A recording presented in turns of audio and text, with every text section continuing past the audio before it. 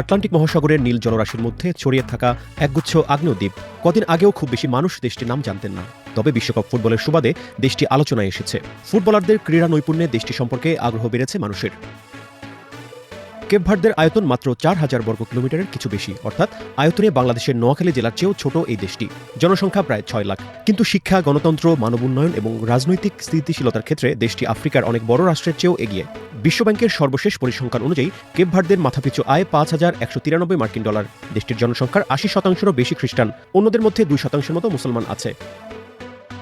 মাত্র ১০টি দ্বীপপুঞ্জ এবং ৫টি ছোট দ্বীপ নিয়ে দেশটি গঠিত। এর মধ্যে ৩টি দ্বীপ ছাড়া সবগুলোই পাহাড়ি দ্বীপ। আটলান্টিক মহাসাগরে অবস্থিত হলেও দেশটি অত্যন্ত খরাপ্রবণ। ২০ শতকে তীব্র খরার কারণে অন্তত ২ লাখ মানুষের মৃত্যু হয়। এ কারণে অসংখ্য মানুষ তখন বিদেশে পাড়ি জমান। বর্তমানে দেশটির মোট জনসংখ্যার অর্ধেকেরও বেশি দেশের বাইরে থাকেন। তাদের পাঠানো রেমিট্যান্স বৈদেশিক মুদ্রার অন্যতম উৎস। কেপ ভার্দের প্রধান শহর রাজধানী প্রায়া। এটি দেশটির সবচেয়ে বড় ও জনবহুল দ্বীপ সান্তিয়াগোতে অবস্থিত।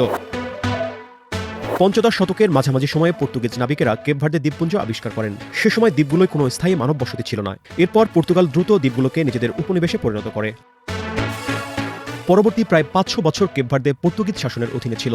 ভৌগোলিক অবস্থানের কারণে এটি ইউরোপ, আফ্রিকা ও আমেরিকার মধ্যে সমুদ্রপথের একটি গুরুত্বপূর্ণ কেন্দ্র হয়ে ওঠে। বিশেষ করে আটলান্টিক দাস বাণিজ্যের যুগে পশ্চিম আফ্রিকা থেকে বন্দী মানুষদের আমেরিকায় পাঠানোর পথে কেপ ভার্দে ছিল অন্যতম প্রধান ট্রানজিট কেন্দ্র। দীর্ঘদিনের ঔপনিবেশিক শাসনের পর ১৯৭৫ সালে স্বাধীন হয় কেপ ভার্দে। ৯০-এর দশকের শুরু থেকে কেপ ভার্দে আফ্রিকার অন্যতম স্থিতিশীল গণতন্ত্রের দেশ হিসেবে পরিচিতি পায়। দেশটির দুটি প্রধান রাজনৈতিক দলের মধ্যে শান্তিপূর্ণভাবে ক্ষমতার পালাবদলের ঐতিহ্য আছে। কেপ ভার্দের অর্থনীতি মূলত পর্যটন, বিদেশি বিনিয়োগ ও প্রবাসীদের পাঠানো রেমিট্যান্সের উপর নির্ভরশীল। দেশের অর্থনীতিতে প্রবাসীদের অবদান খুবই গুরুত্বপূর্ণ। দেশটির সরকারি ভাষা পর্তুগিজ, তবে সাধারণ মানুষের প্রধান ভাষা কেপ ভার্দিয়ান ক্রেওল বা ক্রিওলো। দেশের প্রায় সব মানুষই এই ভাষায় কথা বলেন। গণমাধ্যমের স্বাধীনতা সূচকে দেশটির অবস্থান তুলনামূলক শক্তিশালী। পাশাপাশি দেশটির সংবিধানেও গণমাধ্যমের স্বাধীনতাকে সুরক্ষা দেওয়া হয়েছে। দেশটির বর্তমান প্রেসিডেন্ট হোসে মারিয়া নেভেজ ২০২১ সালে প্রেসিডেন্ট নির্বাচিত হন। তিনি করোনা মহামারীর পর দেশের অর্থনৈতিক অবস্থানকে সুদৃঢ় করার প্রতিশ্রুতি দিয়ে নির্বাচনে বাজিমাত করেন। কেপ ভার্দে মূলত পর্যটন খাতেই বেশি পরিচিত। খেলাধুলায় বড় সাফল্যের নজির খুবই কম।